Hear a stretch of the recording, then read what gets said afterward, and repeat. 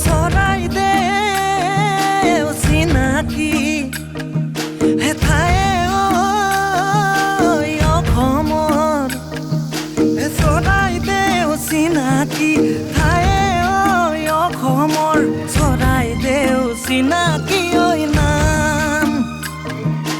চাউলুং চুকাফাৰ আমি বংশৰে ধৰ ৰাখিম তোৰে মৰমৰে মান তোক ভাবি কেনা ঘৰ বনাইছে তোক মৰম কৰা তাতে